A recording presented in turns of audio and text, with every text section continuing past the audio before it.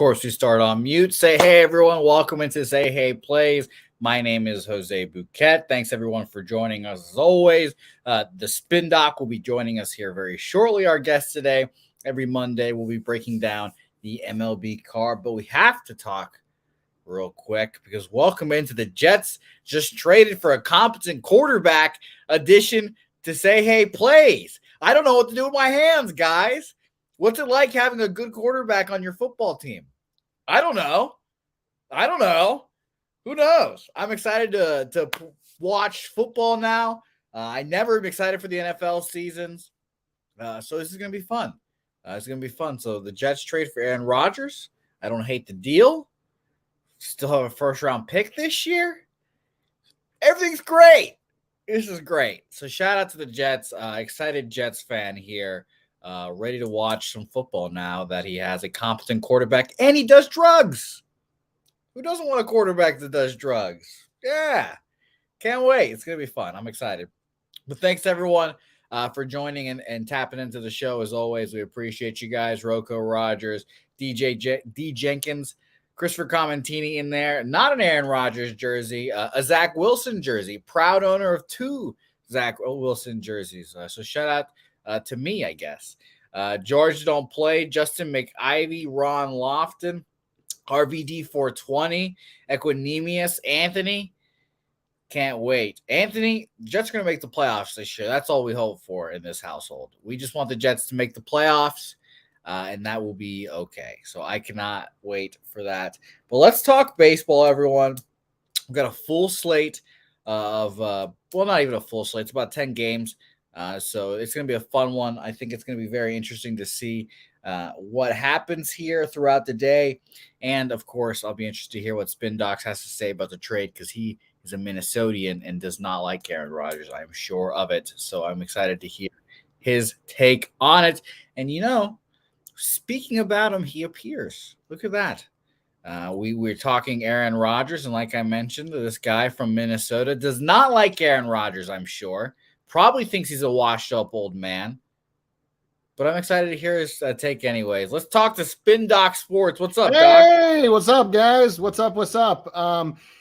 So Aaron Rodgers. So I am actually a Tampa Bay Buccaneers fan. So I have no take on Aaron Rodgers. Now in my house, because it's all native Minnesotans, and within my family, he is a hated figure. And so yeah, so like I'm reminded of the scene from Ace Ventura: Pet Detective, where the mom of the bad guy says like Dan Marino should get gonorrhea and rot in hell. That's how my family treats Aaron Rodgers. Is like Aaron Rodgers should get gonorrhea and die and rot in hell. So, but good. In all seriousness, this is a good trade for both teams. The Jets were clearly needed a quarterback, and they have done so many good things over the last 2 off seasons. I really like Saleh as a coach. I love what they've done on their defense with Sauce and some of their pieces. With Breece Hall getting back to full health on offense, I really like the moves that they've done. But without a true blue quarterback, doesn't mean a whole lot in the league. So I think that this can definitely, I don't know if it pushes them over the top to be like a Super Bowl contender. I mean, that's not it. This is for 2 reasons. This is 1, to sell tickets, and this is 2, to potentially make a playoff push. I think if they got in the playoffs and got a win or 2, I think that everybody would consider this season a success. Aaron Rodgers just really is not at the point in his career where even if he was quarterbacking, say like the Chiefs, I don't think that would be a Super Bowl team. He's just not there anymore. And, I kind of said that about my own team last year, even though, we had the GOAT. The iteration of the GOAT that we had last year was not a quarterback that you would ride to a Super Bowl to win. And that's just the reality of the league. So trade works for both teams. I think that Jets fans will be happy. Packers fans, I'm sure they'll have some that, are loyalists. It's the same thing with Favre. They were loyalists when Rodgers came in and Favre came back. And then it was like, well, let Brett play one more year. At some point you got to cut bait and you got to move on. And that point is now for Green Bay. There just wasn't room anymore in that franchise for him. So a change of scenery is going to do good. Now, what remains to be seen is, will he play one season and then follow the Favre path, come next door and come over here? I mean, that would make sense, right?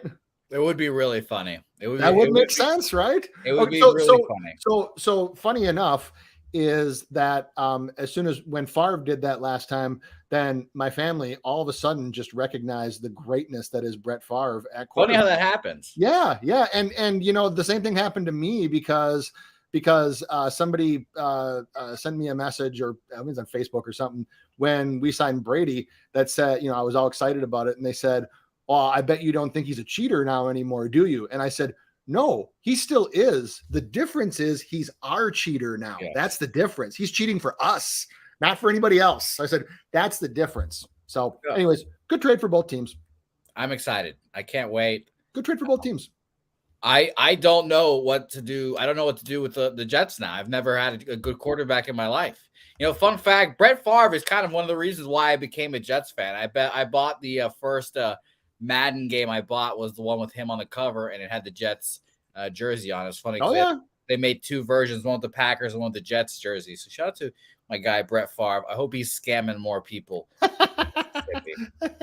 Let's talk baseball now, because this is a baseball show. I'm excited to talk football, but the baseball is here, and we've got 10 games here. Let's break them down. I've got 4 moves that I'm kind of interested in. I haven't made anything official yet, so we'll talk everything out. And obviously, shocking enough, I do kind of like my Red Sox today, so we'll talk about them here shortly. But let's talk Cleveland versus Colorado here. Austin Gomber versus our old friend Cal Quantrill. I've had mixed emotions with Cal. I thought he was going to be a good pitcher in the WBC. Struggled. From then on, I was like, all right, well, I'm not going to trust him in the season. And he's been okay. Last 3 starts have been fine. 3 earned runs in his 2 before his last start, which was a 6-inning 4-hit, no earned run performance at the Tigers. But that's the Tigers at the end of the day. Can I really trust that? And it was only a 3-2 win, by the way. The Guardians not hitting righties, or not hitting lefties, excuse me. And Gomber, again, supposed to be the prized possession of that Nolan Arenado trade, I guess, and just not going their way. 0-4 this year. They've lost all of his starts. A pretty easy pass for me to start the card here, Stock. What do you think? Yeah. First of all, shout out to Jake Burns. Thank you for the kind words. I appreciate it. The Rockies are just poverty. I mean, when you think of poverty franchises, that's one of the first ones that comes to mind after the A's. So this team is not very good. Pitching, hitting, a lot of different things. The Arenado trade is just looking worse and worse by the day, by the second. But I've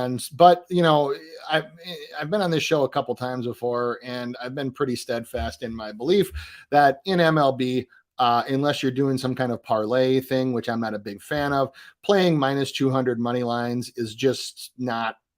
It's just not plus EV long term. We don't have time to go into all the mathematical reasons why. So, this would be Rockies or nothing. And at this point, betting on the Rockies on the road, if you do that, you have bigger cojones than I do, and my hat is off to you. So, pass for me on this one. From a strikeout perspective, if you're going to look at strikeouts for Gomber, the Guardians are such a high contact team that really the only way you can look is under. But from a strikeout perspective, and this is just what I've learned over the years, is opening this morning was 3.5 at under 3.5 at minus 160.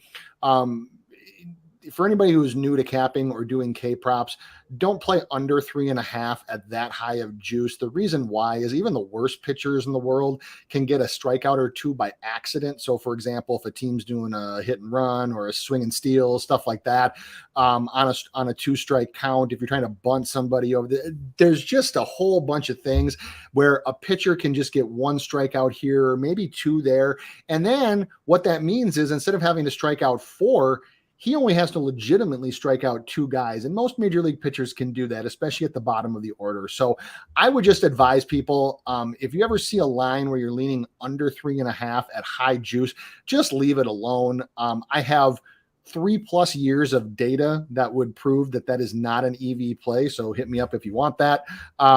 It's a lot of boring spreadsheet stuff. So anyways, on the other side, Cal Quantrill, the only way you can really look here is over from a strikeout perspective, just because of the Rockies swing metrics, because of their offense. However, Cal Quantrill has been very, very, very, very shaky here.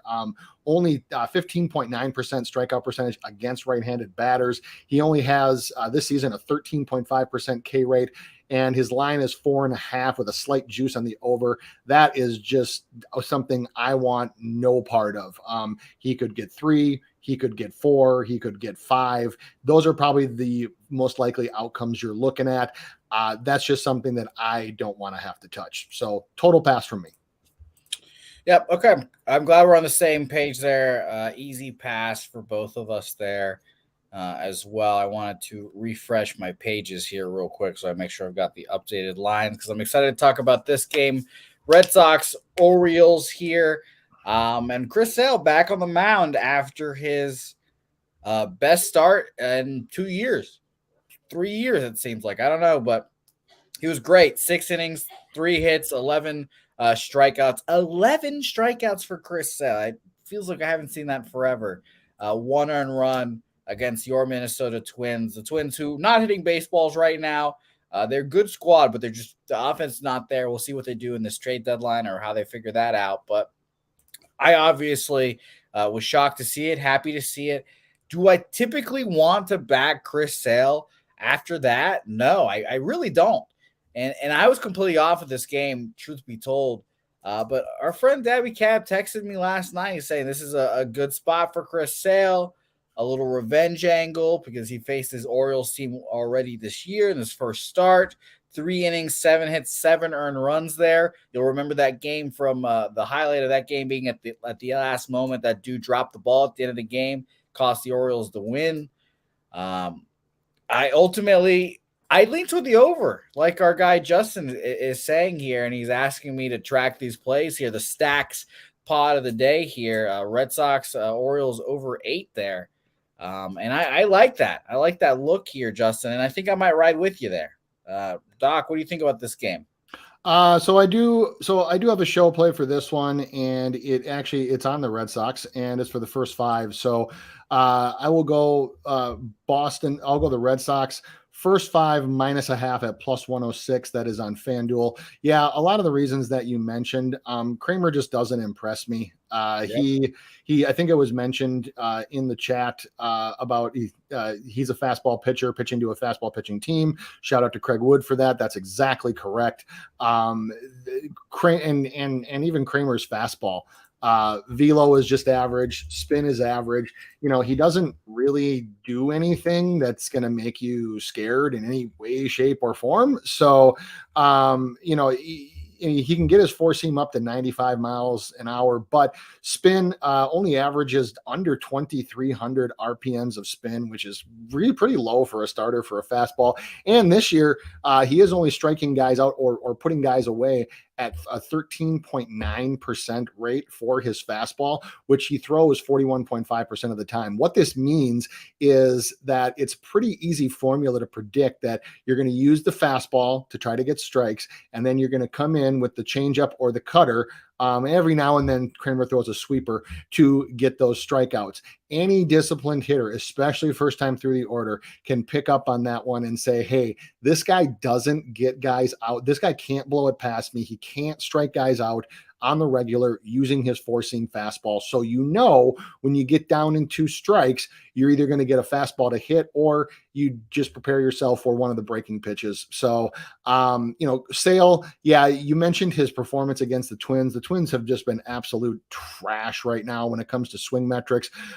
They are in the middle of the pack for just total swing rate, but they are 27th in total contact rate and 24th in contact rate outside of the zone over the last 15 days. And so it's not really that big of a surprise that they struck out, Sale struck out so many. So I personally think that the Red Sox can very, very easily touch Kramer here. He's a guy that I look for K props for under or nothing. I'm not actively on that one in this game. So I will go with the Red Sox first 5 -0.5 at +106. Yeah, I like that look. I had at top of the over, I had Red Sox -1 +111 full game here.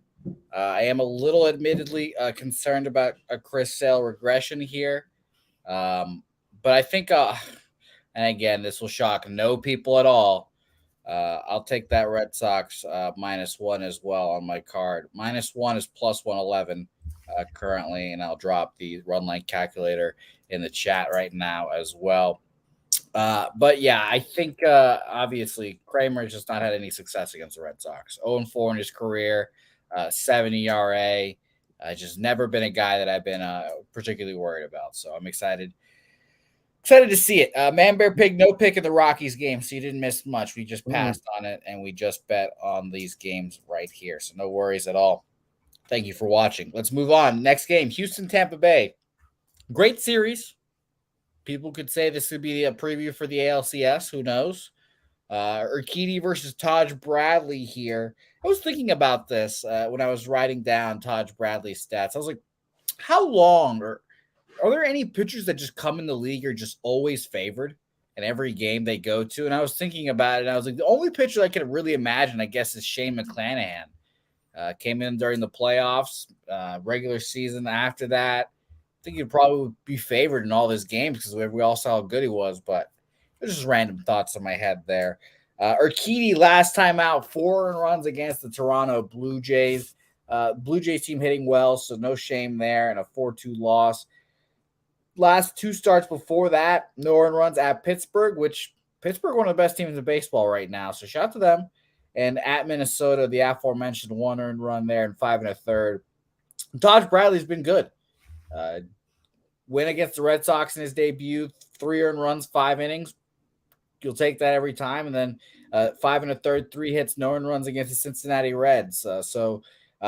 Probably another easy pass here with maybe a slight lean towards the over. But I just can't go against the Tampa Bay Rays. I won't go against them at home. Maybe the auto play for the Tampa Bay Rays at home right now is just Rays -1. But I'm not going to play that right now here, Doc. What do you think? Yeah. So for Taj Bradley, let's talk about that one. So for those of you that watch Sharpie's show, which I appeared on Tuesdays, but he and I do talk before on days we don't broadcast about just the card in general, and we had the longest discussion about Taj today. So here's my take on Taj is that so we have a guy who in his first 2 starts has struck out 17 guys. So he's just blazed past the 4.5 total. He now comes at home where he gets a team that is striking out 23.6% of the time, walking under 9% of the time, and has had some very, very shaky strikeout games as of late. And the books are only giving us a 4.5. Seems too good to be true. Right. So, I try to make it a point to not go against Sharpie because I respect the hell out of the guy when it comes to strikeouts, especially when it comes to overs. And don't get me wrong, I'm not saying that I'm not going to throw a small bet on it. But as far as like my own card, Taj does not appear on my card at all because I get worried when I see trappy lines like that. We saw it yesterday with Yu Darvish, and I gave him out as an underplay, and that hit about a guy who had just struck out 12 guys and was just blazing through 5.5 lines, and then got a divisional opponent, which he had struck out at 28.6% of the time, and we got a 5.5. And I saw people jumping on the over because it seems too good to be true. But I'm like, these guys don't give out free money, man. So if you're going to bet a Bradley K prop, the only way you can look is the over. He has been absolutely impressive. The thing that you need to be able to do to not strike out against Bradley or to hit Bradley is you need to be able to handle hitting high heat.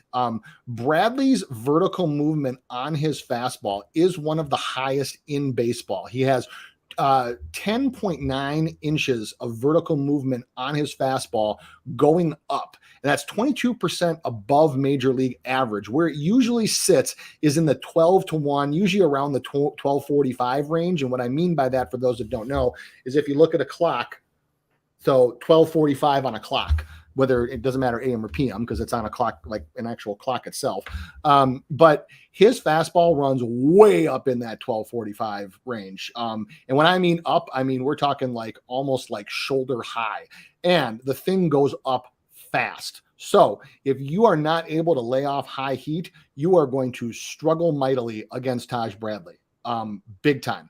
Now, on the other side, you have Jose Urquidy, who has been, I would say, very average this year. Hasn't done a lot to help the team, hasn't done a lot to hurt him either.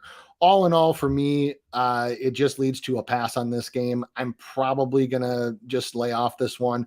If I was going to look at anything, it would be at a first 5 over. Reason being, one of the reasons being is because Lane behind the plate does have a slightly lower K percentage than most umpires do. And he's also not very accurate. He's also one of the lower accuracy umps in the league. And so where I go with this one is if Bradley is trying to hit those high K spots and the Astros are not swinging, you could see some walks here. All in all, it's just something where there's just so many factors on both sides. I think I will just watch and enjoy. Yep. Agreed there. I think these are two good ball clubs. So I'm excited to watch. Lean towards the Rays -1 there for me, though, for sure. Would be my only play in that game. Let's talk Rangers Reds next game on our slate. Two pitchers I like. Obviously, I like Eovaldi. He's one of my guys. I've liked him since Boston. He's one of my favorite pitcher on the Red Sox since John Lester, honestly. He's pitched okay this year. He had a back-to-back against the Kansas City Royals. Struggled in the first one, dominated the second most recent start. 6 innings, 7 hits, 2 earned runs. You'll take that every time. Against the Cubs before that, Royals back-to-back, he went 5 2/3, 5 hits, 2 earned runs. I just like what he does. But unfortunately, the Rangers' bats against lefties are just something I don't want to trust right now. No Seager, obviously, but they're right now, the full season, they're 20th, 91 weighted runs created plus. Last, I wouldn't say 2 weeks, I guess it's like 3 weeks now, since the 9th until today. It is 14th, 95 weighted runs created plus. So ultimately, it was a pass here. And the Reds are just not a good hitting ball club. You know, both their righty and lefty stats are poor, but their righty stats, 29th, 67 weighted runs created plus. So I just can't get there. So this game, unfortunately, was an easy pass here for me, not a game I was interested in betting at all. But I definitely, again, this is just a lean towards the Rangers. At the end of the day, just being a better squad with a pitching wash, perhaps. Doc, what do you think? Yeah. So first of all, from a K-prop perspective, if you're thinking Lodolo for this one, be careful here. So his velo was down on all of his pitches in his last, actually both of his last starts, as was his spin. Spin wasn't down as much, about 30 or 40 RPMs. That's not too bad, but the velo on his four seam was down by almost 1 mile per hour. That's significant. And the velo on his changeup was down by a 0.5 mile an hour. Velo on his curveball was down as well. And when you're a guy that only throws 3 pitches, as Lodolo does, like that can come back to haunt you. So Eovaldi has been, I would say, solid but not spectacular.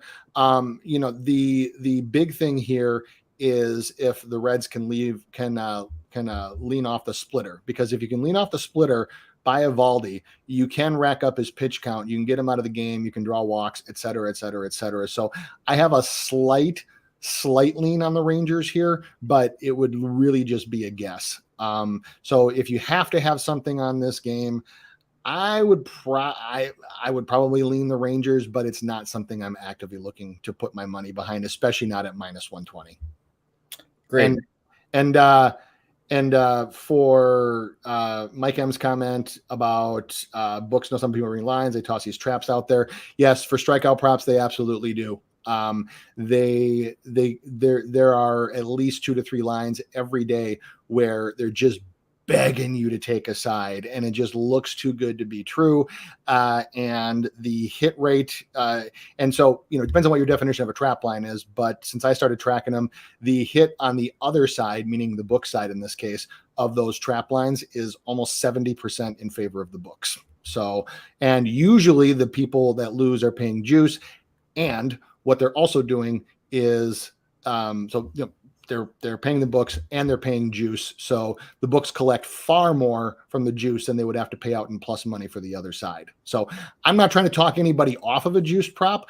I take them if the situation is right, but I have learned with trap lines to either just lay off of them or go the other side, because that is most likely the side that you're betting with the books.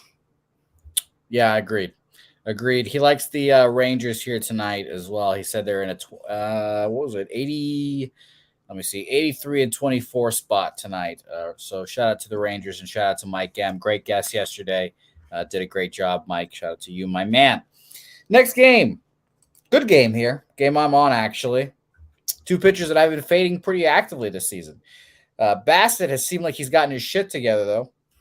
Especially after his first Rocky start, maybe, obviously still spring training, older pitcher, so maybe he needs to get the gears loose, who knows. But last time out at Houston, 6 1/3, 3 hits, no run runs, and a 4-2 victory there. So shout out to him. And Lance Lynn, I've been off of him for a while now. His WBC performance was impressive, but I didn't think it was going to be real. I faded him, thankfully, and I've been cashing in a good amount of his starts. And the White Sox have lost in all of his starts so far this year. So the only lean and look here, obviously, for me was like a Blue Jays team total, maybe even a full game over here. But the White Sox offense against righties right now, 21st full season, 93 weighted runs created plus, 25 since the 9th. 71 weighted runs created plus. So I can't get behind them. So it's obviously a Blue Jays team total or nothing for me here. But I didn't want to pay minus 125 for that team total. So I ended up having to pass on this game. But I do like this game for the Blue Jays' sake. And maybe I haven't done the run line calculator for it, but maybe a -1 here makes sense if it's cheap enough. But right now, this is a pass for me here. Doc, what do you think? Yeah, I would have. I actually was looking hard and was going to take the Blue Jays team total until I saw that Springer, if Springer would have been in the lineup. He's batting .292 lifetime against Lance Lynn, double home run, 5 hits. Just has had some decent success, and the Blue Jays. And what that would do is that would help me feel more confident in the Blue Jays offense, which I backed them this year. I faded them this year, and it's been kind of schizo. Now it's been better as of late, but the White Sox offense is not one that I have any faith or trust in at all. So from my perspective, probably not one I'm going to bet as well. I know that's boring, but sometimes the best bets you make, or the best bets, are the ones that you don't make and you save your money. So Blue Jays team total would be Blue Jays team total for the first 5 would be the only look that I would be thinking about. But from a K-prop perspective, both of these guys are lined very, very correctly. You have Bassett here, who has had a 4.5 in both of his last 2 starts. He hit both of those. Today, he opened at 4.5 at -165. White Sox are towards the bottom in strikeouts against right-handed pitchers, but Bassett is on the road. Too many conflicting factors for this one. Umpire shouldn't play a part, so I probably don't want any part of it. I think if you are going to look at a K prop for this one, you probably need to look. I mean, you can drink the juice and play the Bassett over, or you can take something like if you like to parlay K props, and I know that's a rarity, but some people do it, to take like Bassett like 4+ and then parlay it with something else that's high juice to get yourself a plus money, a little 2-bet parlay. But as a standalone, over is the only look for Bassett that I'm looking at, and I'm not paying -165 juice for a Chris Bassett strikeout prop. Agreed. I wouldn't pay that either. I'm not going to pay it for his full game money line either here. So another pass here, unfortunately, for me. Shout out to Mike M, by the way, saying home favorites on Mondays, coming off of being an away favorite, 27-5 there. I like that number. I like that stat. It's good stuff, man. Shout out to Mike M there. Next game, easiest pass of the day, unfortunately for my record, I guess. It's not a -300, so I don't have to fade it here. But Edward Cabrera and the Braves start a series off, and it's Spencer Strider on the bump. I mean, last time out, he was -132. I'm glad we took advantage of that. We bet the Braves and Strider that day, but -290 is just ridiculous. You can't get there with a -290. So an easy pass here. Edward Cabrera has been pitching okay this year. 2 earned runs in basically all of his appearances. So maybe if you like a first 5 under here, but just an easy pass game for me here, Doc. Yeah. I have said this on Sharpie's show a number of times with Spencer Strider and Jacob deGrom are the 2 pitchers where with every other pitcher, most other pitchers in baseball, you have 3 options: over, under, or pass. That second one for deGrom and for Strider is not an option. If you're borderline suicidal, go right ahead and try to take an under on Spencer Strider or Jacob deGrom, and they will find a way to screw you. So really, if you're looking at Strider here for a K prop, over is the only way to go. Arise is not in the lineup for the Marlins, so that would definitely lead towards potentially more strikeouts, because he's a guy that is, I mean, I think he's the hardest guy in baseball to strike out. I think he's the hardest hitter in baseball to strike out. Percentages be damned. So, but with Spencer Strider, I mean, the Marlins have well over a 25% K rate against right-handed pitchers. Strider's stuff is nasty. We don't need to get into that too much. And normally I would lean the Marlins for Cabrera. I would lean on his over Ks. The problem is that I do somewhat, especially for veteran teams like Atlanta, I do subscribe to the theory that when a team Ks a ton the previous day, their approach the following one, even if it's a different opponent, is to go out of your way to try to make contact. So I've seen it happen numerous times. I unfortunately don't have any hard facts to back that up, but there is the belief that when you K a ton of times, you go out of your way to try to make contact and be more disciplined, or it just kind of resets you to like, oh my God, like we embarrassed ourselves at the plate yesterday. We got to make some contact. And if you watch the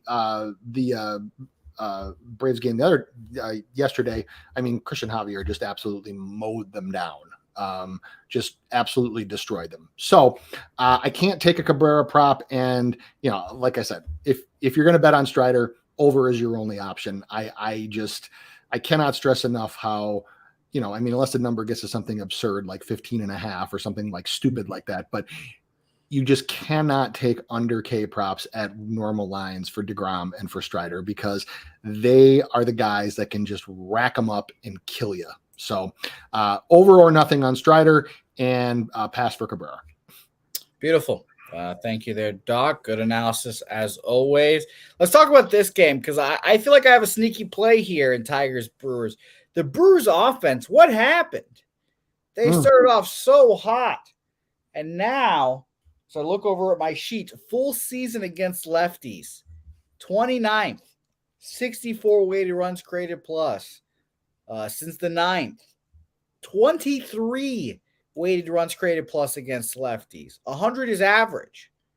That is in 67 plate appearances, so obviously small sample size, but still. Matthew Boyd, I think he can take advantage of this. And Colin Ray, I mean, I've been calling him Ray every time. I don't know why, too. But Colin Ray, he's been fine. So, Doc, what do you think about a first 5 under here, Doc? I mean, let's talk. I don't hate it. I don't hate it. You also have, so you pitcher with Ray, too. where yes, the Tigers are striking out. Tigers are striking out 25.2% versus right-handed pitchers. They're only walking 7.9%. What I like to do is I like to look at the difference against a certain handed pitcher that a team is walking versus striking out. And teams that have a large gap in those two are typically not teams that perform very well offensively. Detroit being with a gap of 17.2%, that's one of the biggest ones on the card today.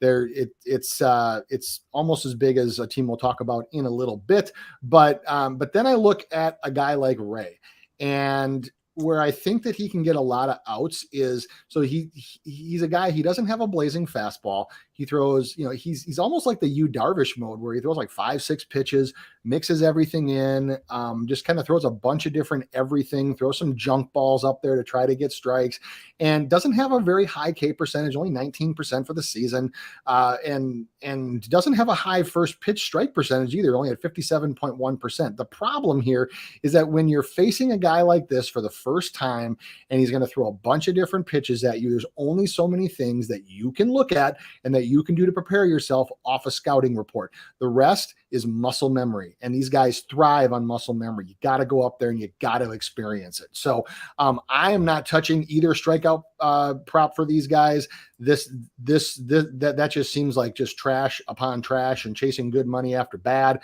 So I do think that this can be a low scoring game and that Ray can get guys out without having to strike them out. So I was actually looking at the Tigers first 5 team total under, but I'm not opposed to the whole thing because of what the full game or the both teams because of what you said about the Brewers.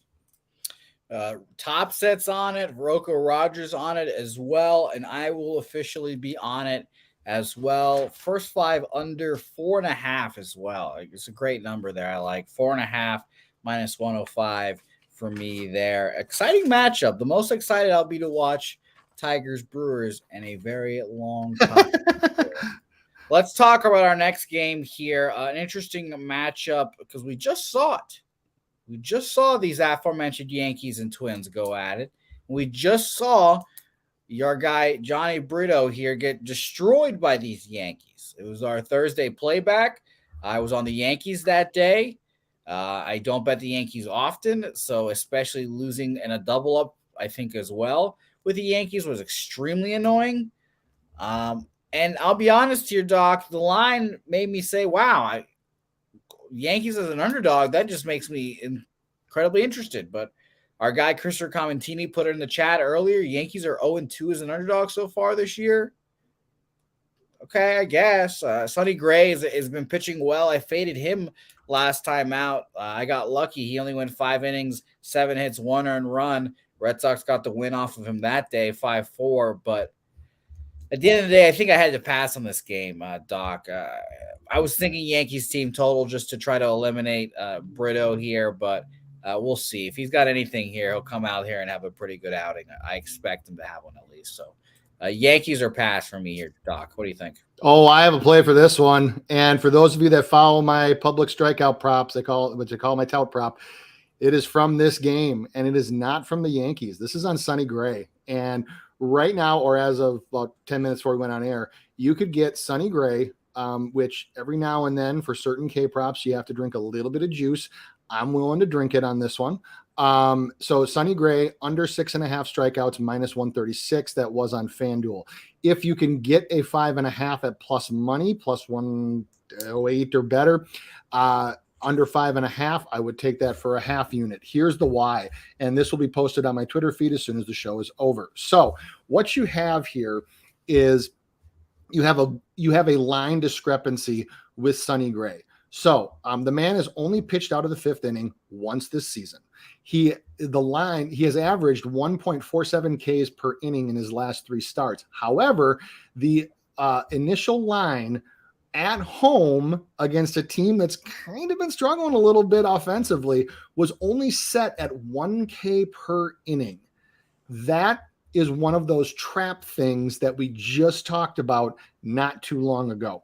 You also have where the Yankees are 10th in outside the zone contact percentage in the last 15 days. when Sonny Gray does not get strike one on hitters when he goes down 1-0, more specifically when the Yankees go up 1-0 in the count, they only have a strikeout percentage of 18.5%. To get 7 strikeouts, Sonny Gray will need a hell of a lot higher strikeout percentage than that, unless he's going to pitch, like 12 innings, which obviously is ridiculous. So Sonny Gray has a very, very low first strike percentage this season, 53.8%. Now he's worked his way out of it. In spots. However, there have been spots like in game 1 of the season when he faced Kansas City and only had 1. Then there was also against the White Sox, I believe, where he only had 5, where he just didn't throw strikes on the first pitch. And the Yankees are not a team that strikes out a lot when you get behind in the count. The Yankees also, over the last 15 days, have the lowest first strike percentage in the league at 53.8%.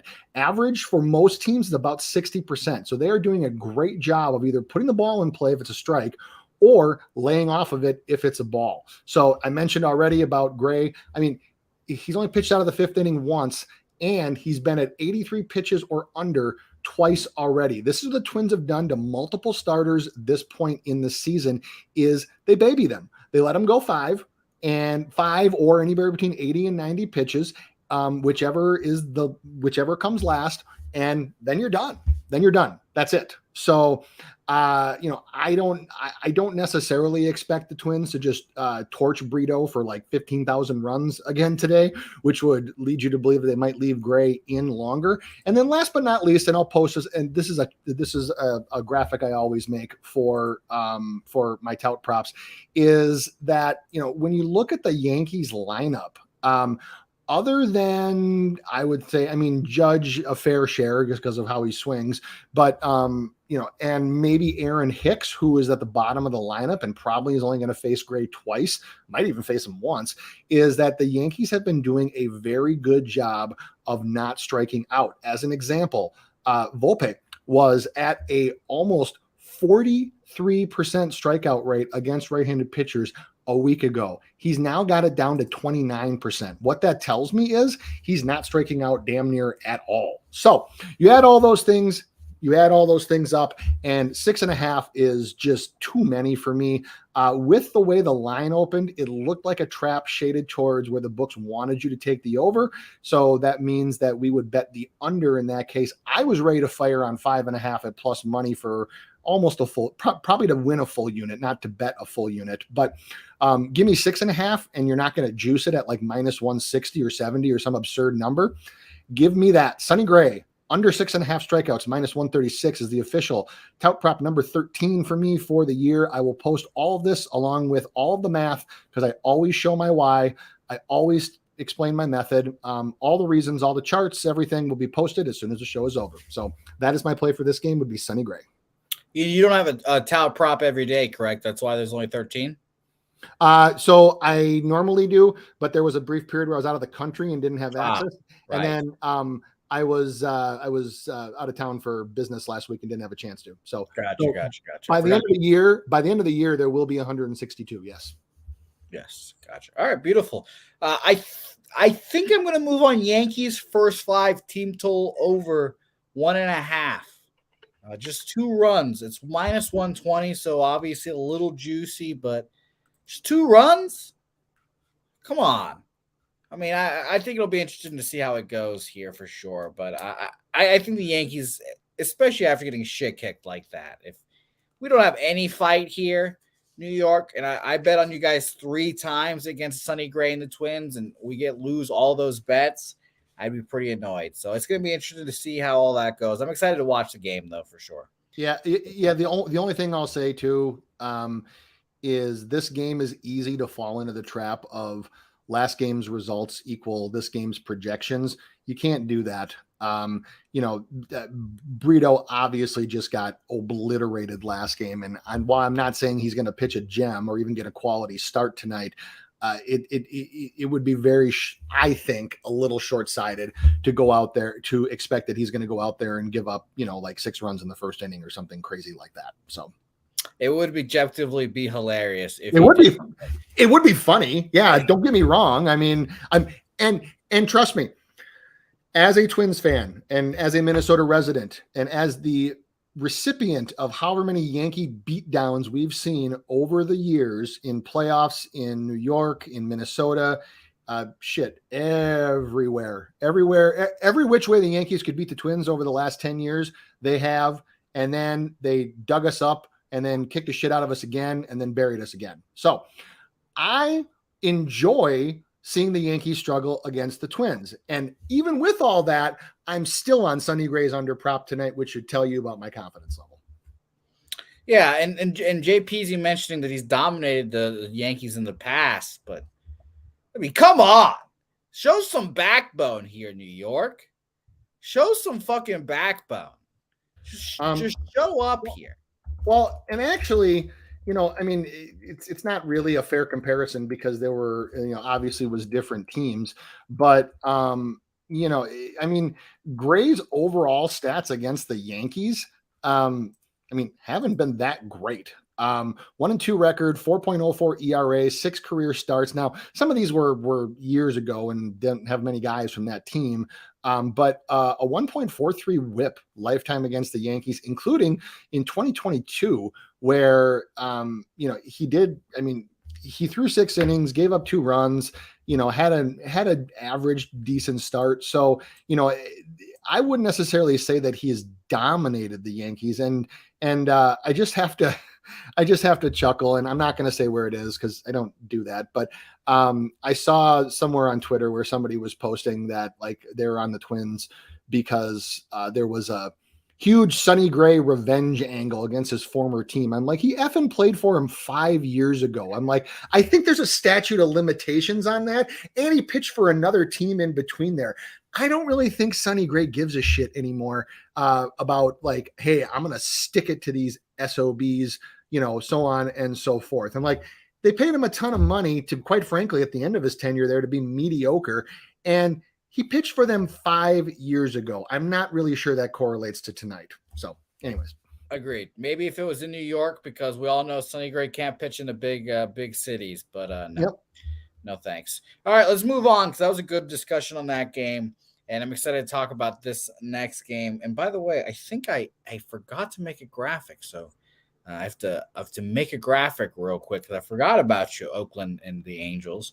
But let's talk Kansas City Royals versus the Diamondbacks here. Brad Keller versus Tommy Henry. And I looked at this game long and hard last night. I capped it before all the games. And I was like, it opened on Bovada at minus 125 for the Diamondbacks. I sat there. I was like, I like the Diamondbacks. Do I trust Tommy Henry? Brad Keller's been pitching really well so far. It's like, you know what? I'll pass and I'll see what I think about in the morning. Hopefully the line doesn't move. And as you can see on the screen now, the Diamondbacks up to minus 145, minus 150. So obviously I've already missed the boat, it seems like, on the Diamondbacks. But yeah, at the end of the day, I don't trust Tommy Henry still, Four minor league starts this year, not been really good in any of them. His last start, he finally came back with 2 earned runs, but 4 earned runs, 4 earned runs, 5 earned runs, 2 earned runs. That's not something I really want to back. And I know the Diamondbacks have been the darlings of baseball right now, and I've liked backing them too. But against the Royals here, against Brad Keller, just didn't seem like the move for me. I think Brad Keller might be the best pitcher on the staff. Him and Brady Singer back and forth, switching back, seeing who sucks and who's the good in this lineup or in this rotation. So another pass game for me here, but I was very interested in the Diamondbacks at a cheaper price. This is probably a pass for me too. I would, if you gave me a free play on this one, I would probably lean the under. Kansas City going West Coast to West Coast for a second straight road trip. You have the Keller success that we've been talking about, or that we've already talked about. So, the under 10 just strikes me as a little bit too high, but it's not something I'm actively looking to put my money on. Nope. Agreed. The one thing I will say though, is the bet that's looking really golden is preseason. I gave out a very hefty play on Diamondbacks over 74.5 wins. That looks to be in fantastic shape right now. So keep kicking the shit out of teams. Arizona, my wallet will thank you. Yeah, I like this. I didn't have the cojones to move on that, but I like this team a lot as well. They're they're a fun group, and Corbin Carroll seems to be the real deal. So that very much helps them as well. So shout out to the Diamondbacks because I would like to see them battle against the Padres and the Dodgers in that division, especially because the Dodgers are obviously taking a step back this year a little bit. So it'll be fun to watch. All right, next game. This is a game that I've left off, so no odds on the screen. But we've got A's Angels, Ken Waldichuk versus Jose Suarez here. And another game that I sat last night, I looked at over. It was like 9.5. I was like, all right, that's pretty high. But Angels offense against lefties, crushing the ball, 130 weighted runs created plus, both full season and in the last 2 weeks. And the Oakland A's, of all teams, last 2 weeks since the 9th, I should say, 4th, 130 weighted runs created plus against lefties. Full season, 106, 13th in the league. That's not bad for the A's. So I like the over in this game, but I don't think I'm going to move on it because it went from 9.5 to 10, and it feels like I've kind of missed the boat on it. But I like the over here. All right. So I do have a play for this one, and this I have faded. I've actually made a nice chunk of change fading Ken Waldichuk. He, the guy does go out there and battle, but he just doesn't have major league stuff. We were against him when he just got absolutely torched in Tampa Bay, which not a fair comparison to compare the Rays and the Angels, but still, I have spoken at length, multiple places about how much I like what the Angels have done this offseason. I think that they addressed a number of their gaping holes from last year. And I think that they really are making an effort. I mean, really this year for the Angels is all about please stay Shohei, please stay Shohei, please stay Shohei. And so I think that they made a lot of moves to that end, especially when it comes to hitting left-handed pitching, when it comes to not striking out. There were a few nice moves that I think they made to shore up some stuff in the field. So anyways, I like a lot of what the Angels did this year. And the A's, good Lord. They're moving to Las Vegas like we thought last year. They suck. They're going to suck. This is like a minor league team. So when you have Waldichuk on the mound like this, Suarez has had some decent numbers against the A's. So for me, I'm going to take an alt run line in the first half. And this is on FanDuel. Angels, first 5 alt run line -1.5 at +112. I think that you can take the Angels' first 5 team total and maybe even go one above an alt team total for that.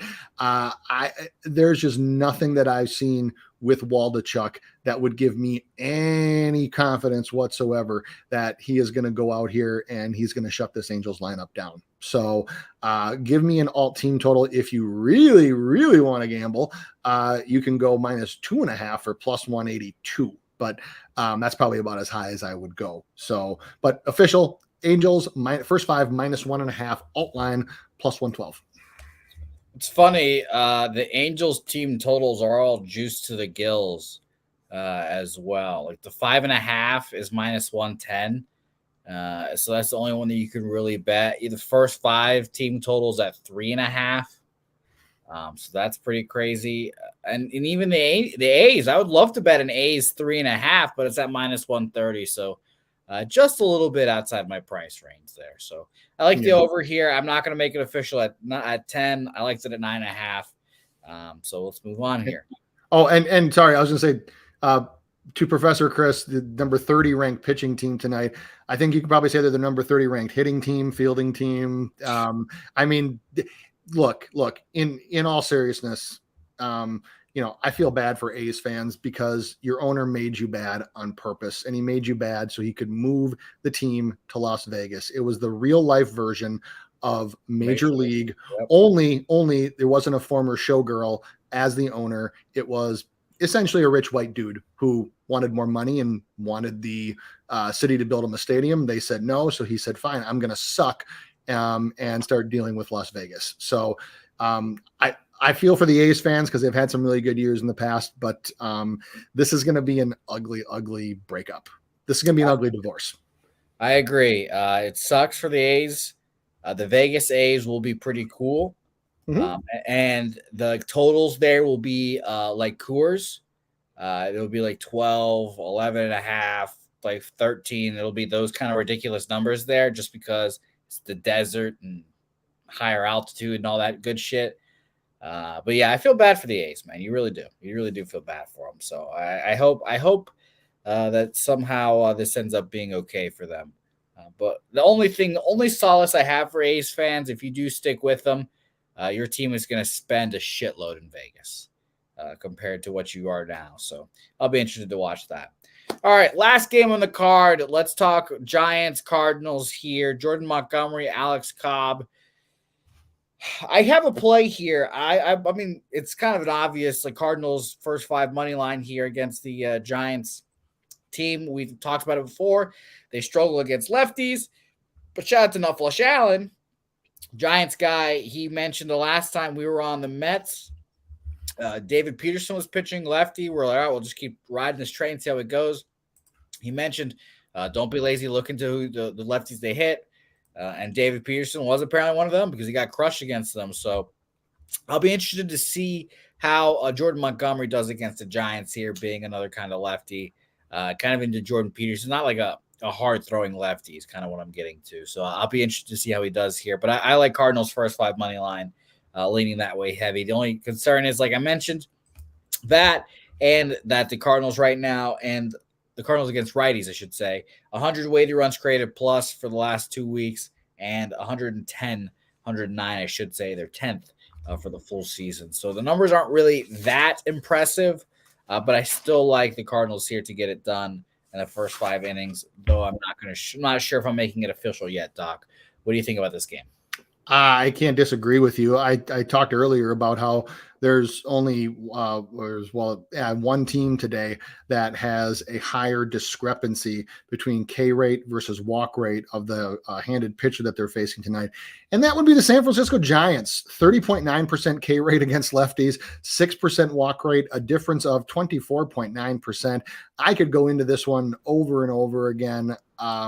But my goodness, are they bad against left-handed pitchers? And we talked. You talked about the thing with David Peterson. I mean, the guy still struck out 8 against them, despite the fact that they just hammered the shit out of him. There were plenty of times where they were whiffing. And actually, I was on his over that day, and it was really cool where he struck out 5 of the last 6 guys he faced when he had 3 coming in with 80-some pitches. It's fun to win a bet like that. So it's nerve-wracking and it's not good for your heart, but it's fun to win a bet like that. Anyways, the Giants offense against left-handed pitchers just there's nothing really more needs to be said about it. Montgomery has done a really, really nice job this year. He's got a healthy 64% first pitch strike percentage. The Giants' first strike percentage the last 15 days, regardless of pitcher, 68.6%, worst in the league by a mile. They are getting behind in counts. They are falling behind and not getting caught back up. Montgomery, when he gets 0-1 on hitters, well over 35% this year and over 30% for his career. That doesn't lead to a lot of runs from in my book. So I think you can take the Cardinals. I might even look at a Giants first half team total under. Montgomery is just one of those guys who just goes out there and does solid work. And so, maybe he doesn't strike a ton of guys out here and there, but because he's only got a 28th percentile chase rating and a 23rd percentile whiff rating. But what he does not do is he doesn't walk guys. So only 5.2% for the season. When you're up against a team that only walks 6% of the time versus lefties, if it wasn't so juiced, I would say take Jordan Montgomery walks under. Most books won't offer this, but I think that if you can get a plus money bet to bet that Jordan Montgomery does not walk a single hitter, I think that you can probably take a small shot on that one as well, because every swing metric that is tracked here just says that the Giants are so hideously undisciplined. And when they're missing pitches, they're missing them bad. bottom half in outside the zone swing percentage, bottom third in contact, inside or outside the zone, first strike percentage, first by mile. I mean, I could go on and on and on. You guys get the point. They are also first and the only team in Major League Baseball who have a CSW percentage, which for those that don't know means called strikes plus whiffs. So it's the percentage of time that you either have a strike called on you or you whiff. They're the only team in baseball to have a CSW percentage of 31% or above in the last 15 days. So that would not lead to a lot of success tonight against a steady, solid lefty. So totally support your Cardinals play there. Yeah, I think I'm staying off this game. I'll just watch Mike M with some good stats backing the Giants here. So I've got a smaller slate here, but I'm interested to talk about it with you, Doc, here. Let's recap our action here today. Shout out to Lucius Fox going to the casino. Good luck, my man. I've only got 4 plays here I'll make official, and I'm excited to watch these games at the very least. Red Sox, Orioles over 8 minus 115, along with the Red Sox minus 1 plus 111. Again, no one will be surprised that I'm betting on the Red Sox. Detroit, Tigers, Milwaukee Brewers, first 5 under 4.5 minus 105. And officially, I'm going to take the Yankees first 5 team total over 1.5 at minus 120. Just 2 runs, New York. 2 runs. Sonny Gray, just come on. 1 home run. You got that, right? We'll see what happens there. Doc, what are you on? Oh, yeah. So I am on the Red Sox first 5 minus 0.5 at plus 106. I gave out my Sonny Gray K prop just so everybody knows. But about 15 minutes before we went on air, it was at 6.5 on FanDuel. They have since moved it back to 5.5. If all you can get is 5.5 at plus money, I think that you can take a half unit or shot on it minimum, or you can also bet it, play it to win 1 unit. So what I mean by that is, if it's plus 125, you bet like 0.75 units, something like that. And then I'm also on the Angels first 5 alt line of minus 1.5 at plus 112. So those are my official plays for tonight. And I was trying to find another 6.5 for Gray. Bet365, excuse me, Bet365 did have the 6.5 at a little bit higher juice about a half an hour, 45 minutes ago. But it has since gone back to 5.5, which, like I said, that's playable too. All right, beautiful. Doc, loving a little Sonny Gray struggles here today there. So shout out to you, my man, Doc. I'm excited to watch it, watch these games. Professor Chris we're mentioning of the trap on the Rangers game. Mike M likes the Rangers there as well, and so do I. I didn't make it official there. But if you think it's a trap, bet against the trap or stay away is the general consensus that we have there. I'm excited to watch this game. Be fun. It's going to be, yeah. It's going to be a good night of baseball here. JPZ, I think they've only played 3 division games or 6 division games, 2 against 1 series against the Orioles and Rays. So not much. Can't go with sample size there. But it's going to be a good day. Doc, before we head out of here, of course, I have a busy day ahead of me, but I'm not busy enough for you to plug your foundation as always. We want to hear the golf updates as well in the tournament, et cetera, et cetera. So please take it away. Speaking of, thank you for posting it. And yeah, it's funny. The golf course it's going to be at is where I'm going as soon as we log off. I'm gonna get 9 in before the games start tonight, or close to. So, anyways, for those that don't know, my mother passed away in 2019 from complications from ALS, and actually today is actually her birthday. So happy birthday in heaven, Mom. Happy birthday to her. Yeah, yep. So the foundation, the Michelle Gargaro Foundation, which thank you for posting the link. So it was started for 2 reasons. 1, to keep her name and memory alive, and 2 is because ALS, Lou Gehrig's disease, for those that don't know, is an absolutely brutal disease for which there is no cure and there is no treatment. So basically, I mean, there's nothing you can do. So people who are stricken with this often need 24/7 care. So what we do is we raise money at a variety of events, one being a golf tournament we're having coming up in June.